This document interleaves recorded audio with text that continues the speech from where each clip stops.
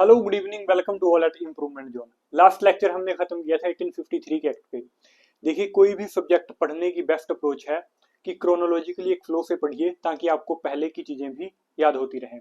1813 के एक्ट से हमें पता चला कि कंपनी की मोनोपोली अब धीरे धीरे खत्म होना स्टार्ट हो गई है भारत के अंदर।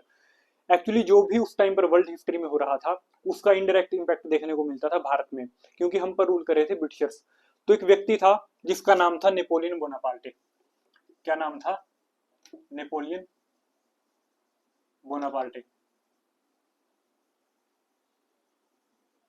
फ्रांस का राजा नेपोलियन एक्टिव हो जाता है यूरोप के अंदर जैसे ही 19th सेंचुरी स्टार्ट हुई। 1804 में फ्रांस का राजा बनता है नेपोलियन।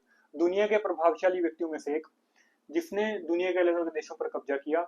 यहाँ तक कि इसका इन्फ्लुएंस इतना बढ़ गया था, आप देखिए उस टाइम पर जो यूएसएसआर था, यानी कि जो अभी रशिया है, काफी सारी यूएसएसआर की टेरिटरी पर भी इसका कब्जा हुआ नेपोलियन का। तो ब्रिटिश क्राउन भी इससे उलझी हुई थी, ब्रिटेन से हेट करता था, ब्रिटेन के अगेंस्ट था।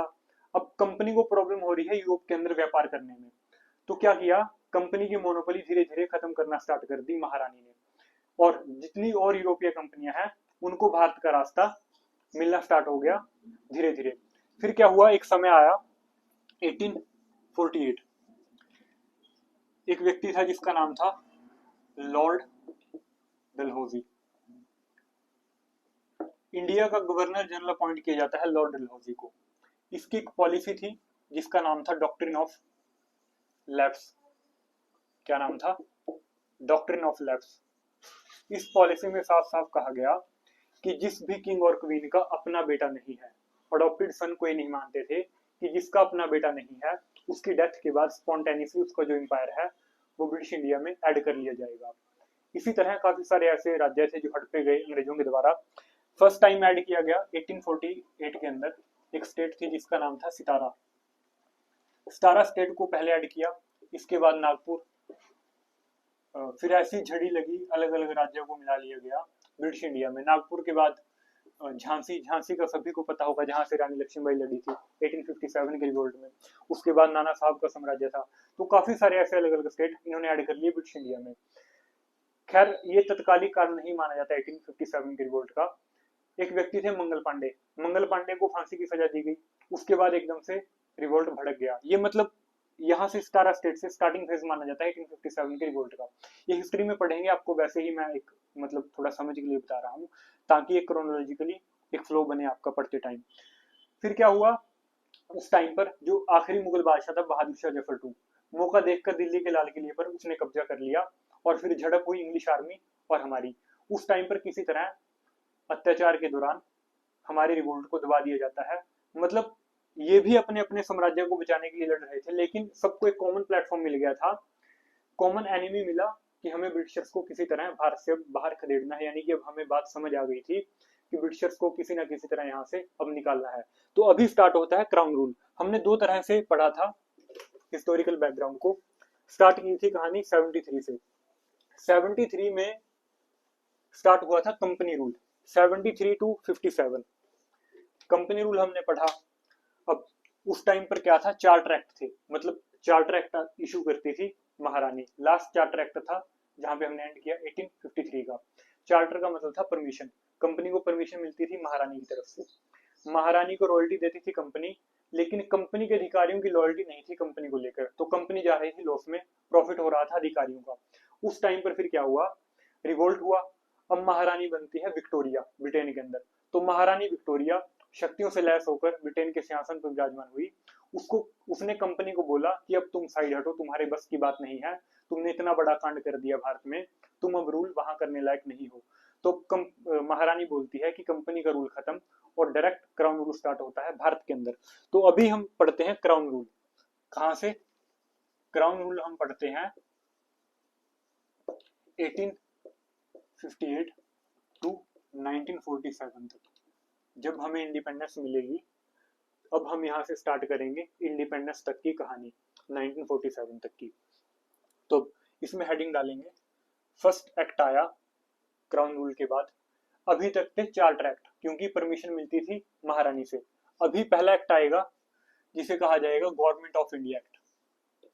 हेडिंग डालेंगे गवर्नमेंट ऑफ इंडिया एक्ट 58।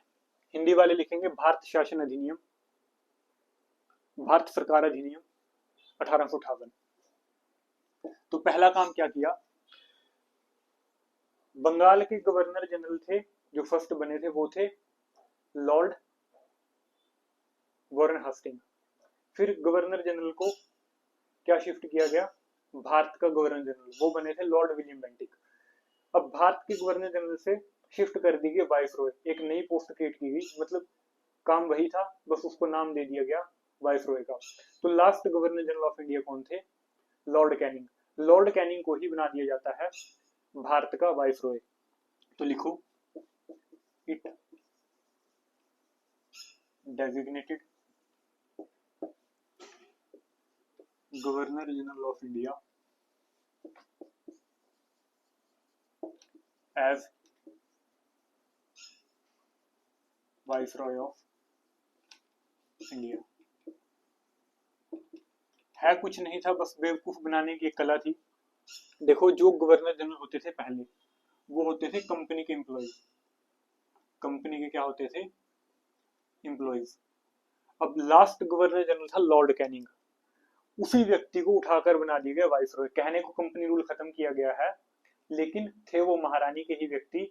हमें अल्टीमेटली पागल बनाया जा रहा था कि तुम्हारा लॉस किया है कंपनी ने, इसलिए हम कंपनी के रूल को हटा रहे हैं और अब आएगा ब्रिटिश क्राउन का रूल। तो अगर कंपनी का रूल मतलब सही नहीं था, तो कंपनी के व्यक्ति को ही दोबारा से बना दिया गया वाइसरॉय। बेसिकली पागल बनाने की कला थी। तो फर्स्ट वाइसरॉय बनते हैं, लिखो कौन, लॉर्ड कैनिंग। इस व्यक्ति को और ज्यादा अथॉरिटेटिव कर दिया भारतीय राजाओं ने। अब जितने भारतीय राजा थे उस टाइम पर, बहुत से ऐसे आयाश राजा भी थे जिन्होंने इसको ताकतवर बना दिया। कंपनी के साथ अग्रीमेंट किया, मतलब महारानी के साथ। महारानी ने बोला कि तुम मतलब अपनी पावर्स को एंजॉय करते रहो, तुम्हारे राज्य में दखलंदाजी नहीं की जाएगी, जो तुम्हारे एक्सटर्नल अफेयर हैं उसको कंडक्ट करेगी महारानी। मतलब अब बाहर तुम किसी राज्य से अपने संबंध स्थापित नहीं कर सकते, जैसे इंटरनेशनल पॉलिटिक्स में होता है। अब राजा थे, अयाश थे, महारानी क्या करती थी, पास देती थी यूरोप में घूमने का। ऑलरेडी यहाँ उनकी शादियां होती थी, वहां पर जाकर क्या करते थे, उनको वाइन मिलती थी, अफीम मिलती थी, विदेशी महिलाओं से दोस्ती हो जाती थी।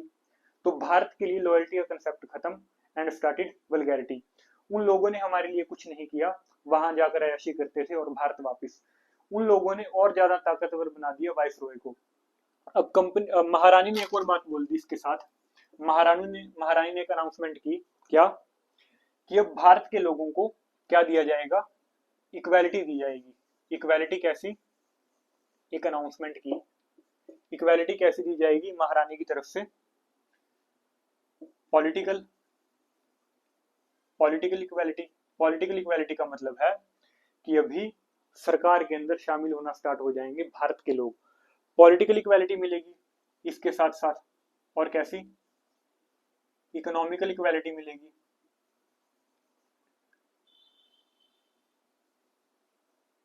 और मिलेगी सोशियो इक्वालिटी। तीन तरह की इक्वालिटी इंट्रोड्यूस की गई इस एक्ट के तहत। और साथ में एक और काम किया गया, क्या, उस टाइम पर कोर्ट ऑफ डायरेक्टर थे ब्रिटेन के अंदर, जो कंपनी के अफेयर्स को मैनेज करते थे, मतलब जो भी उसके व्यापारी कामकाज थे, कोर्ट ऑफ डायरेक्टर थे ब्रिटेन में। साथ में एक नई बॉडी एस्टेब्लिश की गई थी 1786 के एक्ट के तहत, जिसका नाम था बोर्ड ऑफ कंट्रोल, जो कि मैनेज करती थी पॉलिटिकल अफेयर्स। अब कंपनी के पॉलिटिकल एम्बिशन है भारत में, तो इसको खत्म कर दिया जाता है दोनों को। ठीक है, अबॉलिश्ड, लिखो, abolished dual government. Dual government को अबॉलिश किया गया, और क्या किया गया, स्टार्टेड होम गवर्नमेंट। एक नई बॉडी क्रिएट की गई जिसे नाम दिया गया होम गवर्नमेंट। इसके साथ साथ एक पोस्ट थी secretary of state of India, इस पोस्ट को भी यहां पर इंट्रोड्यूस किया गया।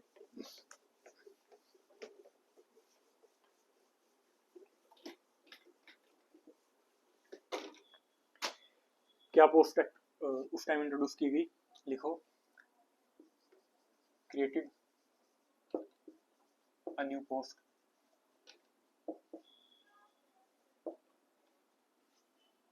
which name was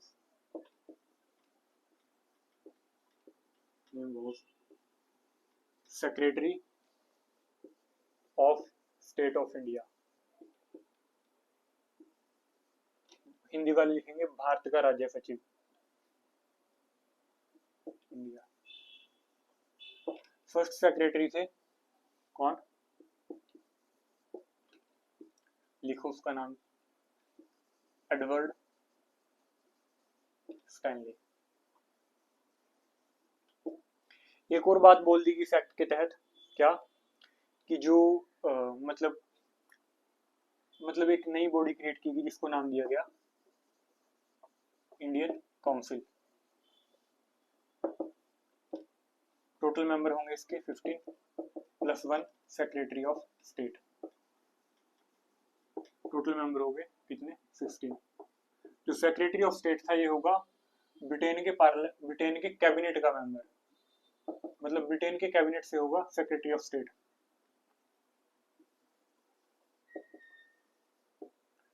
ठीक है, अब तीन चीजें होगी यहाँ पे, क्या, एक तो Indian council,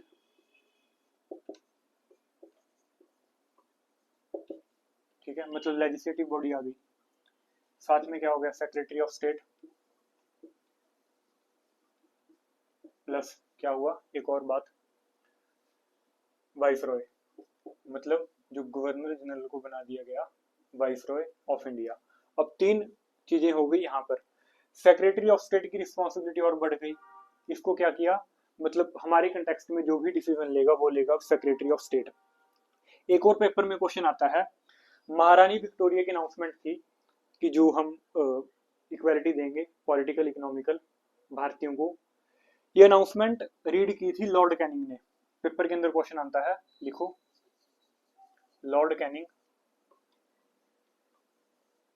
red declaration of queen Victoria. Paper के अंदर क्वेश्चन ये आता है कि कहां पे इसको रीड किया था, विक्टोरिया कहां, एट मिंटो पार्क, एक पार्क थी जिसका नाम था मिंटो। मिंटो पार्क कहां पे थी, eight Allahabad.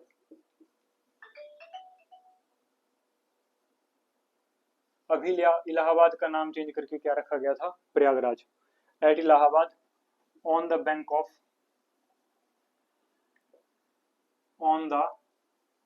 Bank of Yamuna river. तो यमुना रिवर के बैंक पे मिंटो पार्क में महारानी की अनाउंसमेंट को रीड किया था लॉर्ड कैनिंग ने। पेपर के अंदर क्वेश्चन आ चुका है पहले, ठीक है। अभी पढ़ते हैं 1861 का इंडियन काउंसिल एक्ट। इस एक्ट का क्या नाम था, गवर्नमेंट ऑफ इंडिया एक्ट। इसी गवर्नमेंट ऑफ इंडिया एक्ट को बोला जाता है मैग्ना कार्टा ऑफ इंडिया, क्योंकि यहाँ पर इक्वालिटी की बात की थी महारानी के द्वारा। तो ये भी लिख लेंगे कि government of India act is known as Magna Carta of India, Magna Carta of India. तो ये काम किए थे 1858 के एक्ट से। फिर अभी एक और एक्ट आया, क्या था, इंडियन काउंसिल एक्ट 1861। इस एक्ट में पहला काम क्या किया गया, जो लेजिस्लेटिव काउंसिल थी उस टाइम पर, मतलब गवर्नर जनरल की जो काउंसिल थी उसके मेंबर थे 6, जो सेट की गई थी पहले के एक्ट में, उसकी संख्या बढ़ा दी गई। क्या किया गया, नंबर ऑफ मेंबर्स, लिखो number of members were increased, क्या कर देगी, पहले संख्या क्या थी 6, अब क्या कर देगी 6/12। एक और बात इसमें बोल दी कि ऑफिशियल मेंबर होंगे, ऑफिशियल मेंबर होंगे, ऑफिशियल मेंबर होंगे इलेक्टेड, इलेक्टेड, और एक होंगे non official member. Non official member कौन से होंगे? नॉमिनेटेड। नॉमिनेट कौन करेगा? वाइसरॉय। और एक बात बोल दी इसमें कि जो 6/12 मेंबर हैं, ये भी लिखो 6/12, हाफ शुड बी इंडियन, मतलब आधे भारतीय होंगे इसके अंदर, क्योंकि पॉलिटिकल इक्वालिटी की बात की गई थी ना लास्ट एक्ट में, तो यहाँ से बोला गया कि हाफ शुड बी इंडियन, मतलब आधे भारतीयों को रखा जाएगा एग्जीक्यूटिव के अंदर। तो ऐड किए गए थे जो उस टाइम पर वाइसरॉय था उसने अपॉइंट किया था। फर्स्ट टाइम 3 मेंबर थे भारत के जिनको अपॉइंट किया, उनके नाम लिखेंगे क्या क्या थे। पहला नाम था महाराजा ऑफ पटियाला,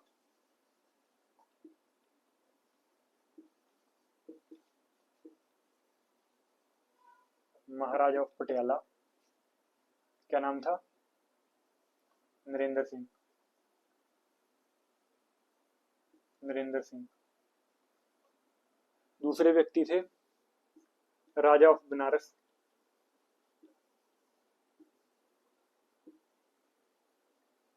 बनारस, इनका क्या नाम था?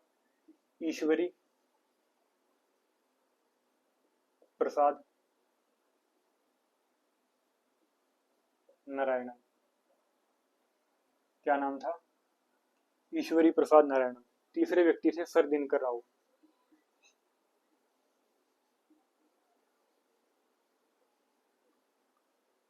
तो 3 लोगों को एग्जीक्यूटिव काउंसिल में ऐड किया गया as a non official member by viceroy. इसके साथ साथ इस एक्ट के तहत क्या कहा गया?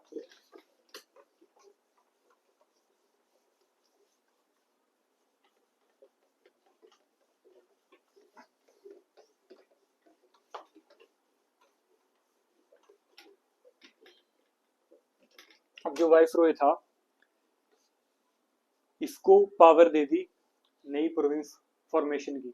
मतलब उस टाइम पर क्या था कि अलग अलग स्टेट थे, अब वाइसराय के पास शक्ति है कि वो नई प्रोविंस फॉर्म कर सकता है अपनी मर्जी से, उनके एडमिनिस्ट्रेटर की अपॉइंटमेंट कर सकता है। एडमिनिस्ट्रेटर का मतलब है, देखिए जिस तरह आज यूटीज हैं, चंडीगढ़, दिल्ली, JNK, लद्दाख, यहाँ पर रखे जाते हैं एडमिनिस्ट्रेटर, जैसे हमारे यहाँ पर है हरियाणा में गवर्नर, इसी तरह यूटीज में होते हैं एडमिनिस्ट्रेटर जो कि अपॉइंट करती है सेंट्रल गवर्नमेंट।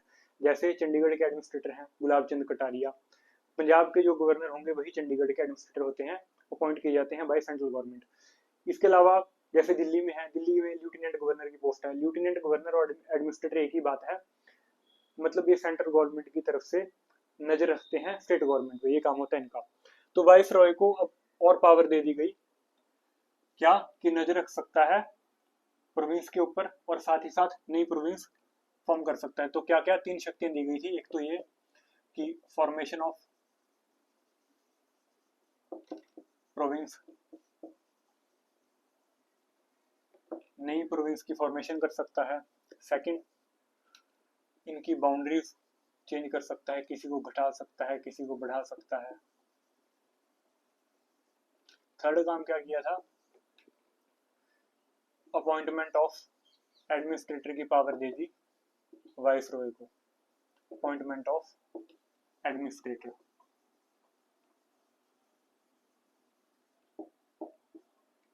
मतलब एडमिनिस्ट्रेटर की अपॉइंटमेंट कर सकता है वाइस रॉय।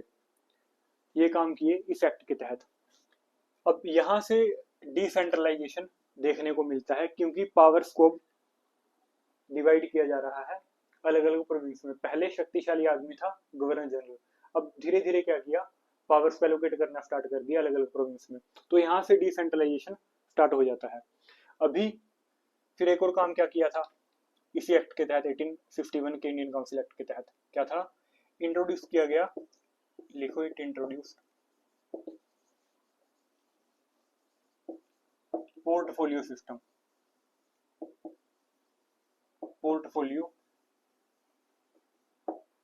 पोर्टफोलियो सिस्टम का मतलब क्या है? पोर्टफोलियो सिस्टम का मतलब है जिस तरह आज प्राइम मिनिस्टर है, उसकी पूरी काउंसिल है। जैसे होम मिनिस्ट्री किसके पास है, अमित शाह के पास। फाइनेंस मिनिस्टर कौन है, निर्मला सीतारमण। इसके अलावा ट्रांसपोर्ट मिनिस्टर कौन है, नितिन गडकरी। ये है पोर्टफोलियो सिस्टम, मतलब सभी की अलग अलग मिनिस्ट्री है। तो फर्स्ट टाइम यहीं से आया था पोर्टफोलियो सिस्टम, सभी को अलग अलग मिनिस्ट्री दे दी गई थी उस टाइम पर। तो ये काम किए गए थे 1861 के एक्ट के तहत।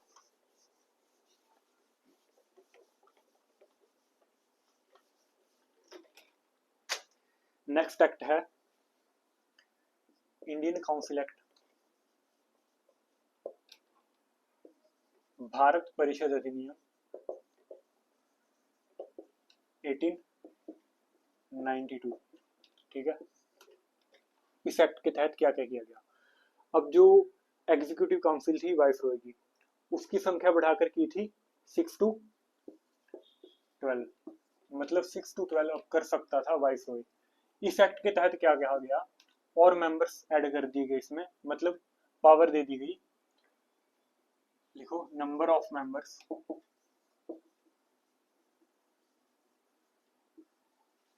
वर इंक्रीज्ड, कितने कर दिए गए, 6 to 16, मतलब अभी 16 मेंबर्स तक रख सकता है वाइसरॉय। लेकिन एक और बात बोली गई, लिखो हाउएवर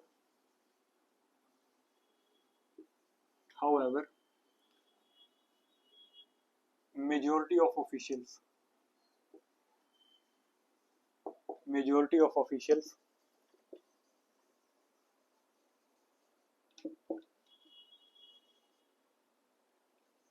were maintained, मतलब जो ऑफिशियल थे यानी कि जो इलेक्टेड मेंबर थे, अभी भी उन्हीं का बहुमत देखने को मिलेगा काउंसिल के अंदर।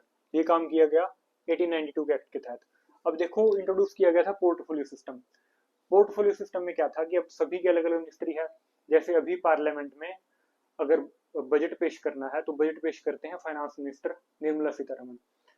जैसे ही बजट पेश होगा तो डिबेट होगी, उसके ऊपर क्वेश्चनिंग भी करेंगे। काफी हल्ला होता है पार्लियामेंट में, यदि आपने कभी प्रोसीडिंग्स देखी हो पार्लियामेंट की तो काफी हल्ला करते हैं एमपी। उस टाइम पर क्या था कि अब बजट को पेश करेगा यहाँ पर कौन, फाइनेंस मिनिस्टर, क्योंकि अलग अलग पोर्टफोलियो दे दिया था सभी को। फाइनेंस मिनिस्टर क्या करेगा, बजट पेश करेगा।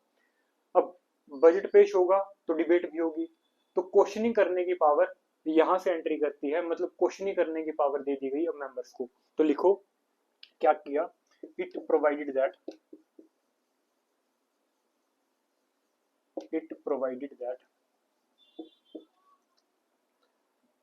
नाउ legislature कैन डिबेट, मतलब अभी डिबेट की जा सकती है बजट के ऊपर। एंड क्वेश्चनिंग, जो सप्लीमेंट्री क्वेश्चन का कंसेप्ट है हमारे पार्लियामेंट की प्रोसीडिंग्स में, वो इसी एक्ट के तहत आया 1892 के एक्ट के तहत।